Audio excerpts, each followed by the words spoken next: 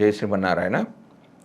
జ్ఞానానందవయం దేవం నిర్మలా స్ఫటికాకృతిం ఆధారం సర్వవిద్యానాం హయగ్రీవం పాస్పయ ఆపదాపహర్తారం ధాతారం సర్వసంపదాం లోకాభిరామం శ్రీరామం భూయో భూయో నమామ్యం. మనము ఈ వీడియోలో సెప్టెంబర్ నెల ద్వాదశ రాశుల వారి యొక్క ఫలితాల గురించి మనం తెలుసుకుందాం.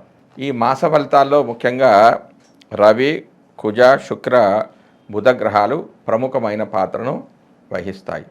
ఆ గ్రహాలు ఏ స్థానాలుంటే శుభ ఫలితాలు ఇస్తాయి, ఏ స్థానాలుంటే అశుభ ఫలితాలు ఇస్తాయి అనే దాని గురించి మనం ఇప్పుడు తెలుసుకుందాం.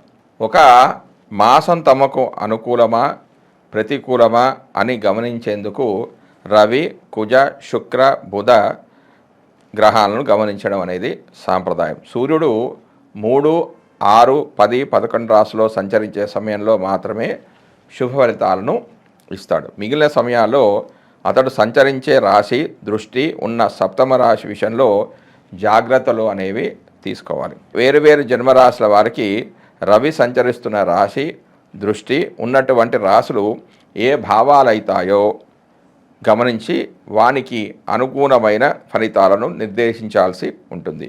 రవి గోచారంలో వ్యతిరేకంగా ఉన్న సమయంలో అధికార ప్రభుత్వ సంబంధమైన సమస్యలు, అనారోగ్య లోపాలకు, మానసికమైన ఒత్తిడులకు అధికమైన అవకాశం అనేది ఉంటుంది. అదేవిధంగా కుజుడు గోచారంలో అననుకూలమైన రాశిలో సంచరిస్తుంటే చిన్న చిన్న ప్రమాదాలు, ఒత్తిడులు, శరీరకమైన అనారోగ్యాలు, నొప్పులకు అవకాశం అనేది అధికంగా ఉంటుంది. అంతేకాకుండా సామాజికంగా అప్పులు పెరగడం, శత్రుత్వాలు అధికం కావడం కూడా ఉంటుంది. తగిన దాన ధర్మాలు అవసరము అవుతాయి. 3, 6, 11 రాశుల్లో మాత్రమే శుభ ఫలితాలను కుజుడు ఇచ్చినప్పటికీ తాను సంచరిస్తున్న రాశి దృష్టి ఉన్నటువంటి 4, 7, 8 రాశులను కూడా ఫలితాల విషయంలో లెక్కలోకి తీసుకోవాలి. బుధుడు గోచారంలో అననుకూలమైన ప్రదేశాల్లో ఉన్నప్పుడు, అంటే వ్యతిరేక స్థానాల్లో ఉన్నప్పుడు వ్యాపారాదుల్లో లోపాలకు అధికమైన అవకాశం అనేది ఉంటుంది. ఎక్కువగా నష్టాలు వచ్చే అవకాశం అనేది ఉంటుంది. పెట్టుబడులు అనేవి ఫలించవు, స్ఫురణ శక్తి అనేది లోపిస్తుంది, శారీరక చైతన్యం తగ్గిపోయే అవకాశాలు సూచనలు కూడా ఉన్నాయి. కొంత బలహీన మనస్తత్వం, ఆలోచన తత్వంలో లోపాలకు అవకాశం అనేది ఎక్కువగా ఉంటుంది. రోగ నిరోధక శక్తి లోపించడం వల్ల కలిగే సమస్యలు పెరుగుతాయి. బుధుడు 2, 4, 6, 8, 10, 11 స్థానాల్లో శుభ ఫలితాలను ఇస్తాడు. తాను చూస్తున్న భావాలకు కూడా శుభాన్ని ఇస్తాడు. శుక్రుడు అధిక స్థానాల్లో గోచారిత్యా అనుకూలంగానే ఉన్నప్పటికీ బలహీనమైన గోచార ఫలితాలనిచ్చే స్థానంలో మనోభిష్టాలు నెరవేరక ఇబ్బంది పడుతూ ఉంటారు. శుక్రుడు ఒక రాశిలో సంచరించే కాలంలో మానసికమైన వ్యవహారాలు, ఆకర్షణలలో లోపాలు, ఇబ్బందులకు అవకాశం అనేది ఉంటుంది. శరీరంలో హార్మోన్ల లోపాలు అనేవి ఏర్పడతాయి. సమతుల్యమైన భావాలు దెబ్బతింటాయి. శుక్రుని విషయంలో 6, 7, 10 రాశుల సంచారం మాత్రం చాలా లోపమైనది. 6వ స్థానం సంచారం అధికమైన లోపంగా పరిగణిస్తారు. భార్యాభర్తల మధ్యలో అభిప్రాయ భేదాలకు కూడా ఇటువంటి అంశాలు కారణమవుతాయి. మానసికమైన ఒత్తిడి తీవ్రంగా ఉంటుంది. ఒక నెల రోజులు కొంత ఎక్కువ తక్కువలతో కూడుకున్న రోజుల్లో సంచరించే గ్రహాలు ఇవి. అందువల్ల వీటి ద్వారా కలిగే ఫలితాలు ఆ మాసాదులకు చెంది ఉంటాయి. అయితే శుభ సమయంలో కార్యక్రమం ప్రారంభించి పూర్తి చేయడానికి ఇటువంటి అనుకూల గ్రహ సంచారాల వల్ల ఫలితం అనేది అధికంగా ఉంటుంది. జై శ్రీమన్నారాయణ.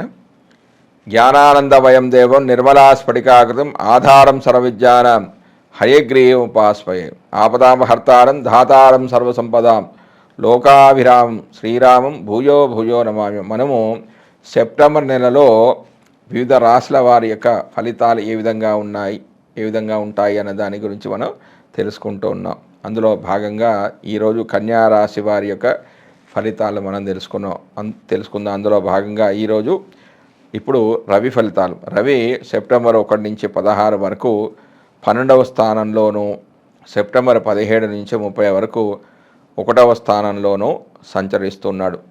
జన్మరాశి నుంచి 12వ రాశిలో రవి సంచరించే కాలంలో ఇంట్లో గొడవలు, నిద్రలేమి, గాయాలు, అనారోగ్యము, ఊహించని రీతిలో కష్టాలు, దూర సంచారము, ఖర్చులు, వృధా ప్రయత్నం అనేది వ్యర్థ ప్రయత్నాలు అనేవి ఉంటాయి.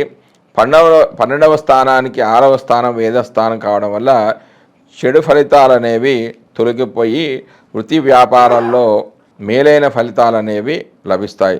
ఒక కొలిక్కి రాకుండా బాధపెట్టిన అన్ని పనులు కూడా సక్రమంగా సజావుగా జరుగుతాయి.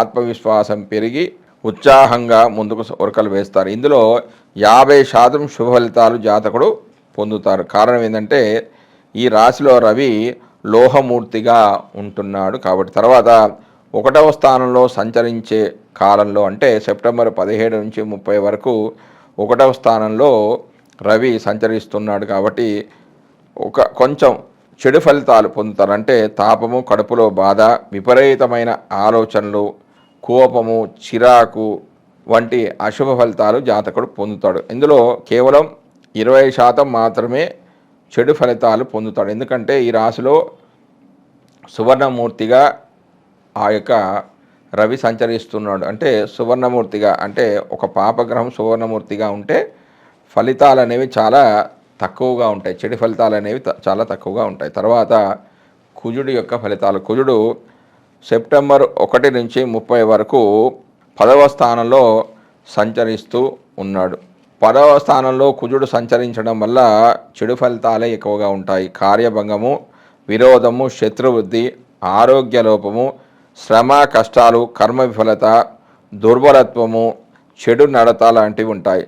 చతుర్థ స్థానాన్ని వీక్షించడం ద్వారా ధనధాన్య వృద్ధి, బుద్ధి బలము, కార్యసాధన, మాతృ సౌఖ్యము, కుటుంబ వృద్ధి, సంతోషము, బంధు సహకారము, కీర్తి, ధనలాభం, సుఖము, వస్తు ప్రాప్తి, రతి సౌఖ్యం అనేవి కలుగుతాయి. కేవలం ఇందులో 100% శుభ ఫలితాలు ఇచ్చే అవకాశం ఉందంటే ఈ స్థానంలో రజతమూర్తిగా పాపగ్రహం ఉంటే 100% శుభ ఫలితాలు ఉంటాయి. ఈ స్థానంలో కుజుడు రజతమూర్తిగా ఉంటున్నాడు కాబట్టి కుజుడి ద్వారా 100% శుభ ఫలితాలు అనేవి జాతకుడు పొందే అవకాశం అనేది ఉంది. తర్వాత బుధుడు యొక్క ఫలితాలు. కన్యా రాశి వారికి బుధుడు సెప్టెంబర్ 1 నుంచి 4 వరకు అంటే 4 రోజులు 11వ స్థానంలో సంచరిస్తున్నాడు. తర్వాత సెప్టెంబర్ 5 నుంచి 23 వరకు 12లో వ్యయ స్థానంలోను, సెప్టెంబర్ 24 నుంచి 30 వరకు జన్మరాశిలోనూ సంచారం చేస్తూ ఉన్నాడు. 11వ స్థానంలో అంటే ఆ 4 రోజులు సంచారంలో కొంచెము ద్రవ్యలాభము కలుగుతుంది, బంధుమైత్రి కలుగుతుంది, సుఖశాంతులు కలుగుతాయి, మిత్రలాభము, సంతానవృద్ధి, సుఖము, తృప్తి, పుష్టి కలుగుతుంది. కానీ ఈ 11వ స్థానానికి 12వ స్థానమైన 12వ స్థానం వేదస్థానం కాబట్టి ఇందులో రవి సంచారం వలన మరీ అంతగా శుభ ఫలితాలు అనేవి ఉండకపోవచ్చు. కేవలం 50% శుభ ఫలితాలు మాత్రమే జాతకుడు పొందే అవకాశం ఉంది. కారణం ఏంటంటే ఈ రాశిలో బుధుడు తామ్రమూర్తిగా ఉంటున్నాడు. తర్వాత 12వ స్థానంలో స్థితి చెందినప్పుడు అంటే 4 రోజుల తర్వాత అంటే సెప్టెంబర్ 5 నుంచి 23 వరకు 12వ స్థానంలో సంచరిస్తున్నప్పుడు చెడు ఫలితాలను బుధుడు కలుగజేసిన అందులో కేవలం 50% మాత్రమే చెడు ఫలితాలు పొందే అవకాశం ఉంటుంది. తర్వాత బుధుడు జన్మరాశిలో ప్రవేశించినప్పుడు అకాల భోజనము, బంధువైరము, దుష్ట సహవాసము, వస్తు నష్టము, శత్రువృద్ధి, అస్థిరత, బంధువుల వలన కష్టాలు, తగవులు ఉంటాయి. ఇందులో అతి తక్కువగా అశుభ ఫలితాలు జాతకుడు పొందే అవకాశం అనేది ఉంది. దాని తర్వాత గురుడు యొక్క ఫలితాలు. కన్యారాశి వారి గురుడు ఈ నెల మొత్తం కూడా 9వ స్థానంలో సంచరిస్తున్నాడు. 9వ స్థానంలో గురుడు యొక్క సంచారము శుభ ఫలితాలను కలిగజేస్తుంది. గృహలాభం కలుగుతుంది, కుటుంబ సౌఖ్యం అనేది ఉంటుంది, అభివృద్ధి అనేది ఉంటుంది, కార్య సాధన చేస్తారని అనుకున్న పనులు సాధిస్తారు, ద్రవ్యలాభం అనేది ఉంటుంది, స్త్రీ సౌఖ్యము. కానీ ఈ 9వ స్థానానికి వేదస్థానమైన 10లో కుజుడు సంచారం వలన అంటే పాపగ్రహ సంచారం వలన శుభ ఫలితాలు కొంచెం తగ్గిపోయే అవకాశం ఉంటుంది.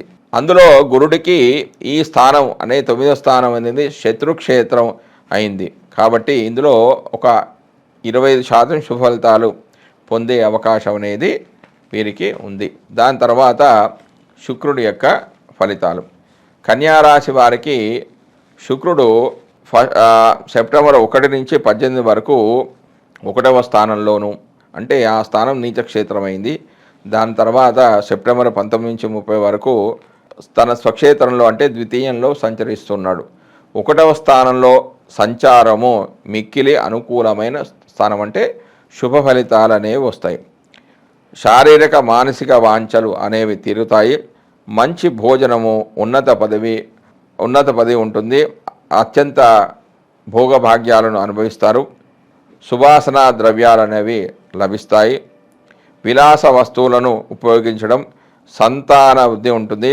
ధనధాన్యాదుల్లో లోపం అనేది ఉండదు. కానీ ఈ స్థానం అనేది అంటే శుక్రుడికి కన్యారాశి అనేది నీచ స్థానము కాబట్టి అంత శుభ ఫలితాలు అనేవి రావు. కేవలం 20% మాత్రమే శుభ ఫలితాలు జాతకుడు పొందే అవకాశం ఉంది. ఇక 2వ స్థానంలో సంచరించేటప్పుడు అంటే తులారాశిలో సంచరించేటప్పుడు కొంచెం యుక్తాయుక్త వివేచన జ్ఞానం అనేది ఉంటుంది.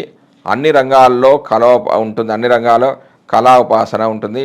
శరీర కాంతులు పెరుగుతాయి. కుటుంబ సౌఖ్యం ఉంటుంది. మంచి మాట ఉంటుంది, అంటే మాట విలువ అనేది పెరుగుతుంది. మంచి ఆరోగ్యంతో పాటుగా శారీరక మానసిక సౌఖ్యం అనేది ఉంటుంది. కానీ ఈ స్థానానికి వేదస్థానమైన 7లో రాహు సంచారం వల్ల కొంచెం శుభ ఫలితాలు అనేవి తగ్గిపోతాయి. కేవలం 50% శుభ ఫలితాలే జాతకుడు పొందుతాడు. ఎందుకంటే ఇందులో శుక్రుడు తామ్రమూర్తిగా సంచరిస్తూ ఉన్నాడు కాబట్టి. తర్వాత శని ఫలితాలు. కన్యారాశి వారికి శనివి ఈ నెల మొత్తం కూడా 6వ స్థానంలో సంచరిస్తున్నాడు. జన్మరాశి నుంచి 6వ రాశిలో సంచరించే కాలంలో శని శుభ ఫలితాలు, అంటే 3, 6, 11 స్థానాల్లో మాత్రమే శని శుభ ఫలితాలను ఇస్తాడు. 6వ స్థానంలో సంచరించేటప్పుడు ధనాదాయం అనేది చాలా బాగుంటుంది. సుఖమైన జీవితం అనేది ఉంటుంది. శత్రువులు అణిగి ఉంటారు. సౌకర్యాలని కూడా సమకూరుతాయి. బంధువుల యొక్క సహకారం అనేది వీరికి లభిస్తుంది. కానీ మీనమావకు మాత్రము ఇది అంతా మంచిది కాదు. అన్నీ ఊహించిన విధంగానే జరుగుతాయి. ఆరోగ్యం కూడా చాలా బాగుంటుంది. సంఘంలో గౌరవ మర్యాదలు అనేవి పెరుగుతాయి. కానీ 6వ స్థానానికి వేదస్థానమైన 9లో కొంచెం కుజుడి సంచారం వల్ల కొంచెం ప్రయాణాలు చేయడం, నేత్ర రోగాలు రావడము, పైత్యము, వివిధ రకాలైన ధన వ్యయం కలగడం, మలబద్ధక రోగము వంటి అశుభ ఫలితాలు పొందడం ద్వారా అశుభ ఫలితాలు అనేవి కొంచెం తగ్గిపోయి కేవలం 70% మాత్రమే శుభ ఫలితాలను జాతకుడు పొందే అవకాశం అనేది ఉంది. దాని తర్వాత రాహు యొక్క ఫలితాలు. కన్యారాశి వారికి రాహువు ఈ నెల మొత్తం కూడా సప్తమంలో సంచరిస్తూ ఉన్నాడు. సప్తమంలో సంచరించడం ద్వారా చెడు ఫలితాలే జాతకుడు పొందే అవకాశాలనే ఉన్నాయి. కొంచెం అతి తక్కువగా అనుకూల ఫలితాలు ఇస్తాడు, శుభ ఫలితాలు ఇస్తాడు.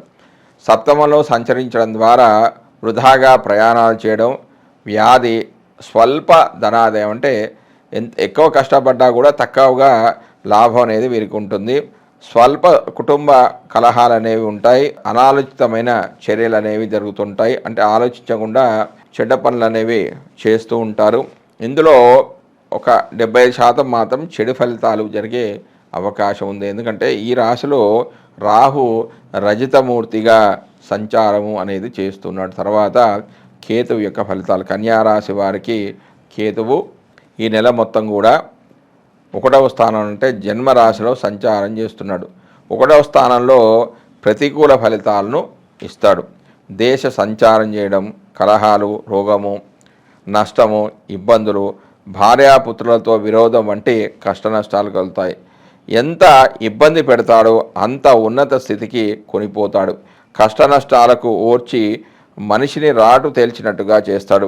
ఆధ్యాత్మిక చింతన పెంచి ప్రాపంచికగానే కాకుండా ఆముష్మికంగా కూడా అభివృద్ధి చెందేటట్టు చేస్తాడు. కేతువు జ్ఞాన, భక్తి, వైరాగ్య కారకుడు. ఇక కన్యారాశిలో ఉన్న 3 నక్షత్రాలు ఏంటంటే ఉత్తర, హస్త, చిత్త. కాబట్టి ఈ నక్షత్రం వారు తప్పకుండా బుధుడికి సంబంధించిన రెమెడీస్ అనేవి చేసుకోవాలంటే బుధుడికి సంబంధించిన విష్ణు పారాయణంతో పాకు ఉత్తరా నక్షత్రానికి చెందిన వారు రవికి సంబంధించిన ఆదిత్య హృదయ పారాయణం చేసుకోవడము, ప్రతి ఆదివారం కూడా 3 సార్లు అర్ఘాన్ని సూర్యుడికి ఎదురుగా ఉండి 3 సార్లు నీళ్లు వదలడము, రవికి సంబంధించిన ధ్యాన శ్లోకాలను పఠించడం వంటివి కూడా చేసుకోవాలి. మరియు ఇందులో ఉన్న ఇంకో నక్షత్రం హస్త నక్షత్రం దీనికి సంబంధించింది, చంద్రుడికి సంబంధించింది కాబట్టి వీళ్ళు కృష్ణుడి యొక్క కృష్ణాష్టకాన్ని చదువుకోవాలి. చదువుకున్నట్లయితే మనసు అనేది చాలా ప్రశాంతంగా ఉంటుంది. మరియు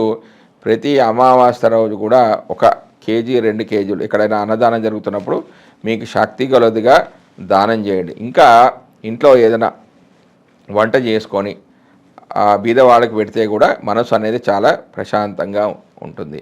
తర్వాత ఉత్తరాహస్త తర్వాత చిత్తా నక్షత్రం, ఇందులో ఉన్న ఇంకో నక్షత్రం అనేది చిత్తా నక్షత్రం. చిత్తా నక్షత్రానికి అధిపతి ఎవరంటే కుజుడు. కాబట్టి వీళ్ళు ప్రతి మంగళవారము 6 నుంచి 7 మధ్యలో అంటే కుజహోర సమయంలో కుజుడికి సంబంధించిన ధ్యాన శ్లోకాన్ని చదువుకోవాలంటే ధరణే గర్భ సంభూతం విద్యుత్కాంతి సమప్రభం కుమారం శక్తి హస్తంచ తం మంగళం ప్రణమామ్యం అనే ఈ యొక్క శ్లోకాన్ని 11 సార్లు చేస్తే కూడా మంచి ఫలితాలు. అంటే మంగళవారం 6 నుంచి 7 మధ్యలో కుజుడి హోరా సమయంలో చేసుకోవచ్చు. మరియు వీరు నరసింహస్వామి కూడా పూజ చేసుకోవచ్చు. చేసుకున్నట్లయితే అంటే బుధుడికి చేసుకోవాలి ఈ రాశి వాళ్ళు, అంటే రాశాధిపతి బుధుడు కాబట్టి బుధుడికి మరియు నక్షత్రానికి అధిపతి అయిన కుజుడు కూడా చేసుకున్నట్లయితే వాళ్ళకి అంతా శుభమే అనేది జరుగుతుంది. జై శ్రీమన్నారాయణ.